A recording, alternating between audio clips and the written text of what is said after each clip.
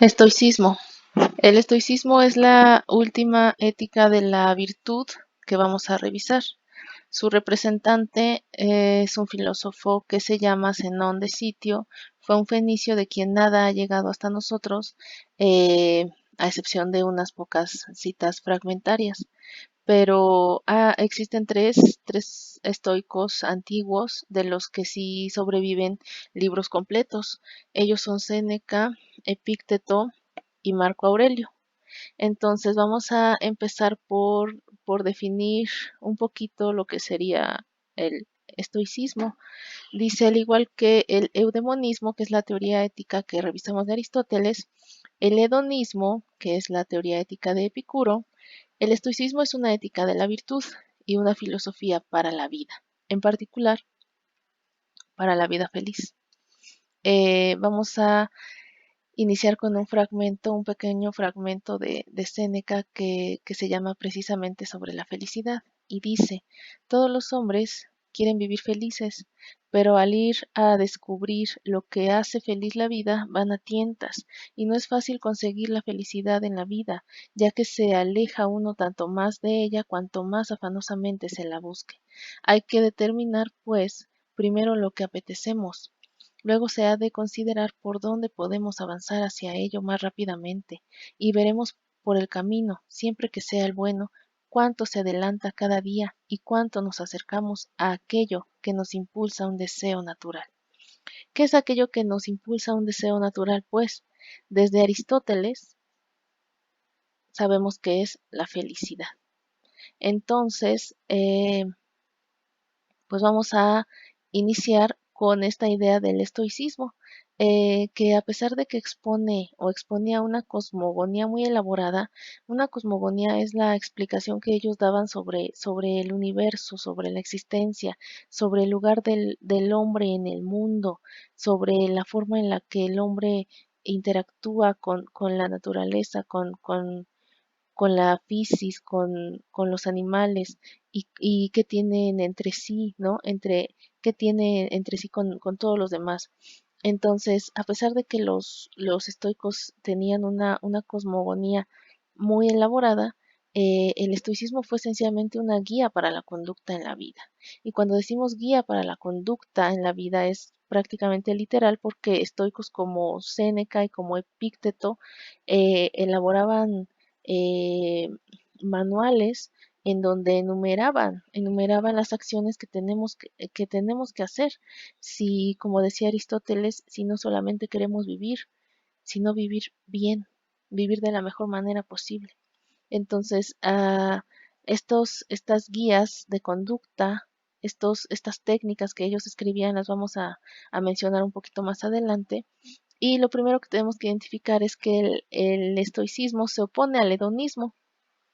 La teoría ética de Epicuro que vimos antes de esto se opone al hedonismo fundamentalmente en su concepto del sufrimiento. Ustedes recordarán que para los hedonistas, pues la vida feliz es la que se aleja lo más posible del sufrimiento. Los hedonistas decían que hay que huir del sufrimiento para alcanzar la vida en el placer. Entonces, el estoicismo va a decir prácticamente lo opuesto. Va a decir que es importante tener la noción de que en esta vida, en mayor o en menor medida, pues vamos a sufrir. Que en mayor o menor medida el sufrimiento existe y lo vamos a experimentar. No podemos estar huyendo de él. Eso aplicaba para Epicuro, por ejemplo, que él sí podía. Epicuro se sabe bien que de hecho se le conoce como el filósofo del jardín. Él tenía su jardín y él se alejó de la vida pública, de la polis, de la sociedad, pues, y se metió a su jardín con sus amigos precisamente a huir del sufrimiento que la vida pública causaba y a gozar de una vida imperturbable. Hay que recordar que Epicuro valoraba mucho estar con sus amigos, valoraba mucho la amistad y la anteponía por encima del amor, porque ésta no traía pues las inquietudes que el amor trae. De hecho, en palabras de Epicuro, hay una frase que dice, el hombre feliz necesita amigos. Y bueno, Epicuro se iba a su jardín a platicar con sus amigos y a comer frutos de los árboles en una vida imperturbable. ¿Qué dice el estoicismo? No podemos aspirar a eso. La mayor parte de las personas no podemos simplemente aislarnos y vivir la imperturbabilidad. Más bien lo que hay que hacer es aceptar que el sufrimiento existe, no huir de él, asumir que en mayor o menor medida en esta vida nos va a tocar experimentar el sufrimiento. Pero bueno, para explicar esto, los estoicos hacían una distinción fundamental entre las cosas que están bajo nuestro control versus las cosas que no podemos controlar.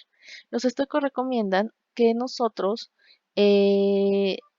pongamos atención y nos centremos en las cosas que podemos controlar, porque si nos centramos en esto, vamos a poder estar tranquilos y vivir felices. ¿Cuáles son las cosas que podemos controlar? Nuestros deseos. Nosotros podemos controlar qué deseamos o a qué deseos entregarnos y cuáles rechazar. Podemos controlar nuestras aversiones, nuestras opiniones.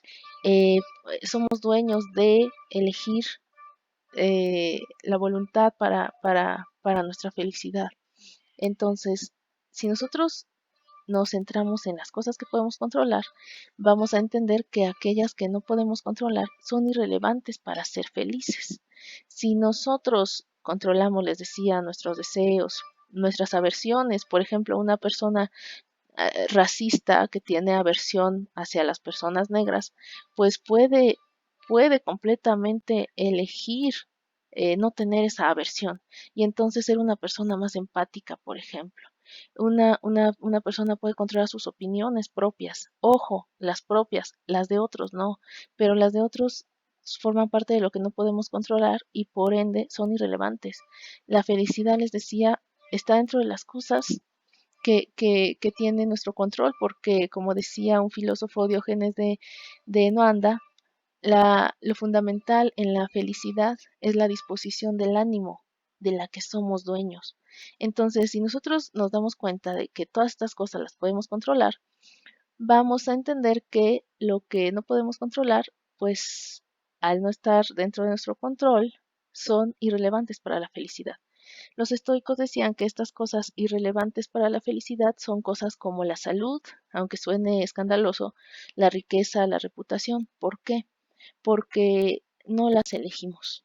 Ustedes pueden decir, bueno, las personas sí podemos elegir ser saludables, vivir una vida en la salud, etcétera, sí, pero los estoicos decían cuando existen enfermedades de las que nadie estamos exentos y que a cualquiera nos puede pasar en cualquier momento. Imagínense a una persona que le da un cáncer terminal, por ejemplo.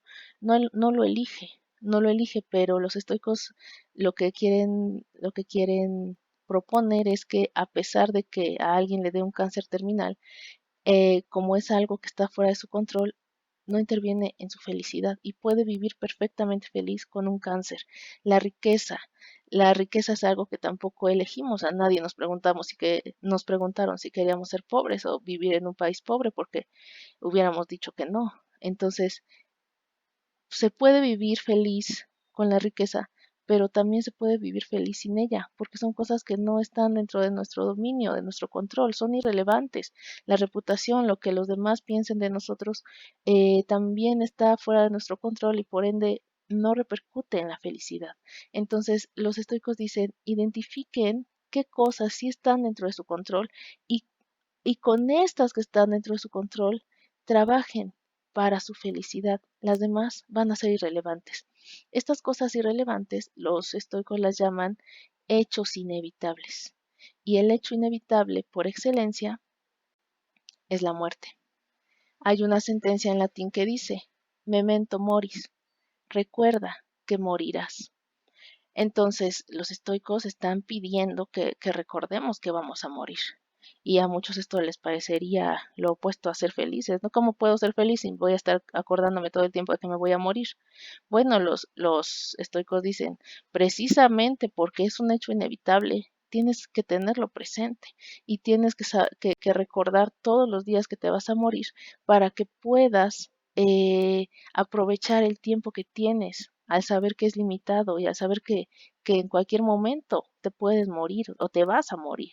Entonces, este recordatorio es una manera en la que los estoicos se preparan para un hecho inevitable y para a partir de esto eh, ser, tener una vida buena y tener una vida feliz, recordando que hay cosas que nos van a ocurrir o que nos pueden ocurrir y que eso no va a intervenir en la felicidad.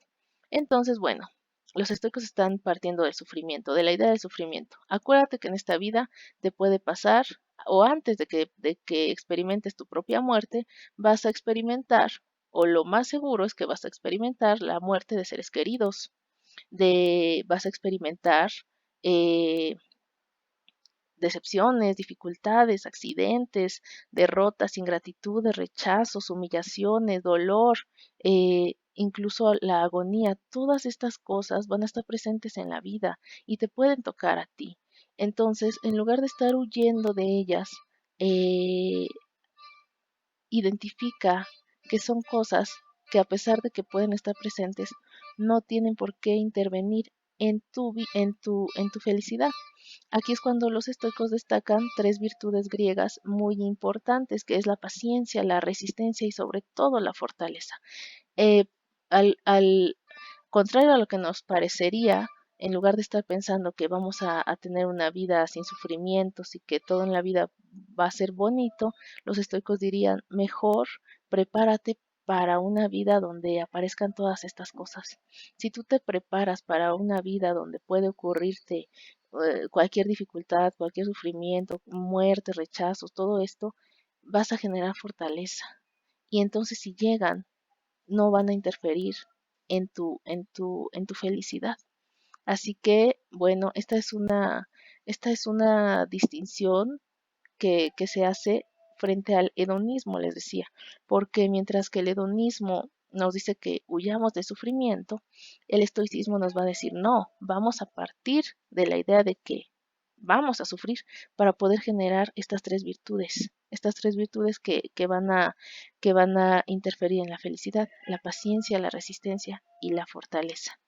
Estas son las grandes virtudes que infunden la filosofía estoica.